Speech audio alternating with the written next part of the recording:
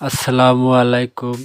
তো ইটের গাঁথনি কিভাবে সঠিক করতে হবে এবং কিভাবে গাঁথনিগুলো যাতে সুন্দর দেখা যায় এই বিষয়ের উপরেই আজকের এই ভিডিওটা।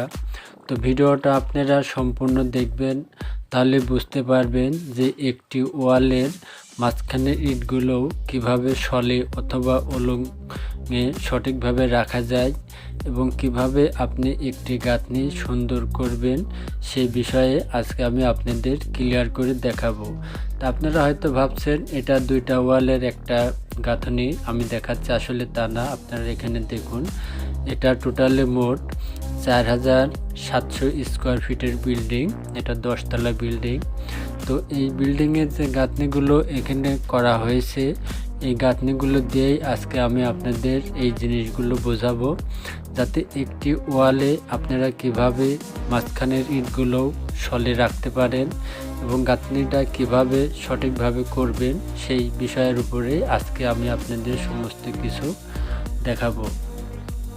তো আসলে গাঁথনিটা কি? গাঁথনিটা হচ্ছে আপনি একটি ইটের উপরে আর একটি ইট রাখলে কিন্তু গাঁথনি হয় না। গাঁথনিরও কিন্তু অনেকগুলো সিস্টেম আছে, আপনাকে সেই সিস্টেম অনুযায়ী এই গাঁথনিগুলো করতে হবে, তাহলে কিন্তু আপনার গাঁথনির মানটা গুণগত থাকবে এবং টেকসই হবে। তো আমরা সাধারণত গাঁথনি করতে গেলে আমরা ওয়ালের দুই মাথার দুইটা ইট সল করে প্রথমত বসাই। তো এখন দেখুন এখানে একটা কলম দেখতে পাচ্ছেন এবং এই গাঁথনিটা কলম ফ্লাশ করে করা হয়েছে। তো আমরা যখন এই ওয়ালটা গাঁথনি করতে যাব তখন অবশ্যই কিন্তু আমাদের প্রথমে এই একটা ইট সল করতে হবে, অথবা যদি সল না করি তাহলে কিন্তু কলমের সাথে সুতায় ধরে আমরা কিন্তু ইটটা মিলাই কিন্তু পরবর্তী আমরা এই মাথায় যে দেখতে পাচ্ছেন এই মাথার ইটটা সল করতে হবে। সল করে কিন্তু ইটের সুতা দিয়ে গাঁথনি করতে হয়, এটা কিন্তু সবাই বোঝে।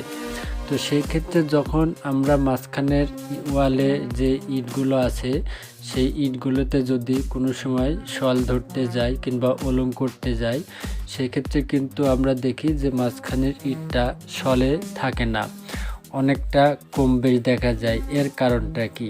এর কারণটা হচ্ছে আপনার যে যখন আমরা গাঁথনি করি তখন কিন্তু আমরা দেখুন এই যে ইটের যে পিছন সাইডটা দেখুন অনেকখানি কিন্তু বের হয়ে থাকে, কিন্তু উপরেরটা সুতা থাকে। আর এই সিস্টেমগুলো আপনার সলে রাখতে হলে কী করতে হবে, এখানে 3 ইঞ্চি যে ইটটা আপনারা এখন দেখতে পাচ্ছেন এই পাশটা 3 ইঞ্চি, তো এই 3 ইঞ্চির উপরে সুতা থাকে এবং নিচের লেয়ারের যে ইটটা সেটা তো কিন্তু সুতা দিয়ে গাঁথনি করা।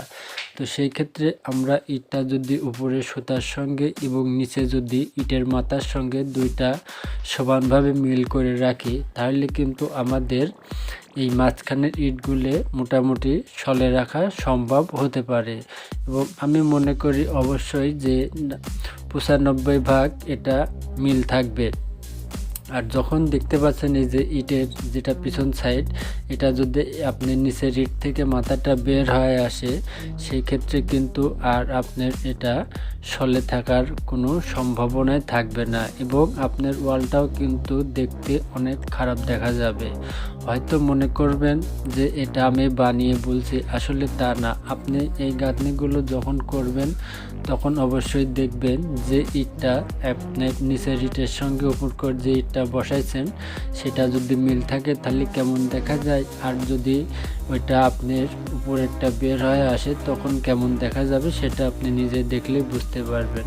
তো ভিডিওটা ভালো লাগলে অবশ্যই একটা লাইক দিবেন এবং এই ভিডিও থেকে যদি কিছু শিখে থাকেন তাহলে অবশ্যই চ্যানেলটা সাবস্ক্রাইব করবেন। সবাই ভালো থাকবেন।